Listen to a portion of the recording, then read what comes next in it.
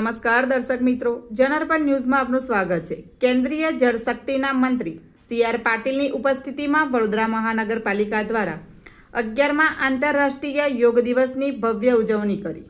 વડોદરા મહાનગરપાલિકા દ્વારા આજરોજ આંતરરાષ્ટ્રીય યોગ દિવસ નિમિત્તે સમા ઇન્ડોર સ્ટેડિયમ ખાતે યોગ દિવસની ભવ્ય ઉજવણી કરી। આ પ્રસંગે કેન્દ્રીય જળશક્તિના મંત્રી CR પાટીલ વિશેષ ઉપસ્થિત રહ્યા હતા। મોટી સંખ્યામાં યોગ સાધકો તેમજ સામાજિક સંસ્થાના અગ્રણીઓ વિશેષ ઉપસ્થિત રહ્યા હતા। સમા ઇન્ડોર સ્ટેડિયમ ખાતે ગુજરાત રાજ્ય યોગ બોર્ડના યોગ ગુરુઓના માર્ગદર્શનથી ઉપસ્થિત મહાનુભાવો યોગા કરવામાં આવ્યા હતા, જેમાં પ્રાણાયામ, અનુલોમ વિલોમ, તાડાસન વગેરે જેવા યોગની મુદ્રાઓ કરવામાં આવી હતી। નોંધનીય બાબત છે કે વડોદરા મહાનગરપાલિકા દ્વારા વડોદરાના 36 જગ્યા ઉપર વિશ્વ યોગ દિવસ નિમિત્તે યોગ કાર્યક્રમનું આયોજન કરવામાં આવ્યું હતું। આ પ્રસંગે કેન્દ્રીય જળશક્તિના મંત્રી CR પાટીલ, રાવપુરા વિધાનસભા ધારાસભ્ય અને ગુજરાત વિધાનસભાના મુખ્ય દંડક બાલકૃષ્ણ શુક્લ, સયાજીગંજ ધારાસભ્ય KU રોકડિયા, વડોદરા મહાનગરપાલિકાના મ્યુનિસિપલ કમિશનર અરુણ મહેશ બાબુ, વડોદરાના પ્રથમ નાગરિક મેયર પિંકી સોની, સ્થાયી સમિતિ અધ્યક્ષ ડૉક્ટર શીતલ મિસ્ત્રી, BJP વડોદરા મહાનગર અધ્યક્ષ ડૉક્ટર જયપ્રકાશ સોની તથા ચૂંટાયેલા પ્રતિનિધિઓ વિશેષ ઉપસ્થિત રહી યોગ કરી વિશ્વ યોગ દિવસની ઉજવણી કરી હતી।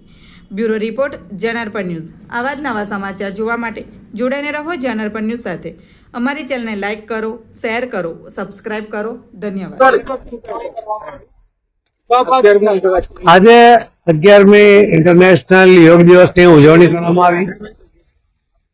માનનીય પ્રધાનમંત્રી શ્રી નરેન્દ્ર મોદી સાહેબે વિશાખાપટ્ટનમથી દરિયા કિનારાથી આખા દેશ અને 175 દેશોમાં એટલે કે આખી દુનિયામાં એમણે યોગનું મહત્વ જે સમજાવ્યું છે, એના કારણે એવરેસ્ટની ટોચથી માંડીને સબમરીનની અંદર પાતાળમાં પણ આ યોગ દિવસ મનાવવામાં આવ્યો છે।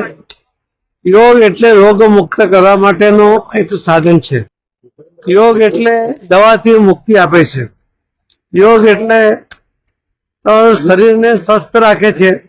શરીર સ્વસ્થ હોય છે તો મન પણ સ્વસ્થ હોય છે, અને એટલા જ માટે કોઈ પણ જાતના મેડિસિન વગર શરીરને, મનને શાંત કરવું હોય, સ્વસ્થ કરવું હોય તો યોગ એના માટે ઉત્તમ ઉપાય છે।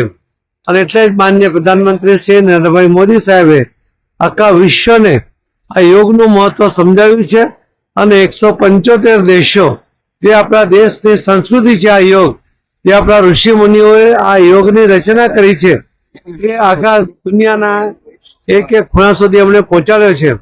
આપણા દેશમાં પણ અનેક લોકોએ યોગને સ્વીકારીને યોગ દ્વારા સ્વાસ્થ્ય પ્રાપ્ત કર્યું છે, મનની શાંતિ પ્રાપ્ત કરી છે। આ યોગ દિવસ નિમિત્તે હું આપના માધ્યમથી સૌને ખૂબ ખૂબ શુભેચ્છા પાઠવું છું। ધન્યવાદ।